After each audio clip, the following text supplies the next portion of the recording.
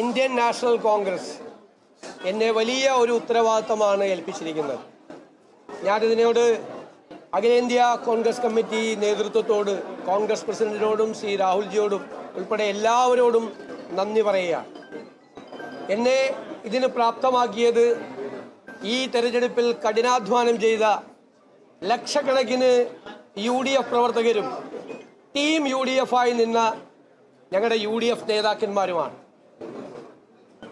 തീർച്ചയായും ഞാനിവിടെ എത്തിയതിന് അവരോട് എനിക്ക് ഒരുപാട് കടപ്പാടുണ്ട്. കേരളത്തിലെ ജനങ്ങൾ ഞങ്ങളെ വലിയ ഉത്തരവാദിത്തമാണ് ഏൽപ്പിച്ചത്. 10 വർഷം നീണ്ടുനിന്നൊരു ഭരണം അവസാനിപ്പിച്ച് 102 സീറ്റോടുകൂടിയാണ് അധികാരത്തിലേറ്റിയത്. ആ ജനങ്ങളോട് ഞങ്ങൾ പറഞ്ഞ കാര്യങ്ങൾ ഒന്നൊന്നായി ഞങ്ങൾ ചെയ്തു തീർക്കും.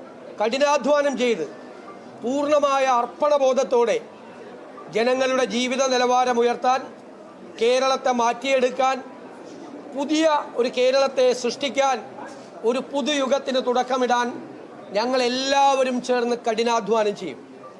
രാഷ്ട്രീയ പ്രവർത്തനവും പൊതുപ്രവർത്തനവും ജനങ്ങൾക്ക് വേണ്ടി നടത്തുന്ന കഠിനാധ്വാനവും അവർക്ക് വേണ്ടി അർപ്പണബോധത്തോടുകൂടി ചെയ്യുന്ന പ്രവൃത്തിയുമാണ് എന്ന് ഞങ്ങൾ അതിൻ്റെ നിർവചനം മാറ്റി എഴുതും.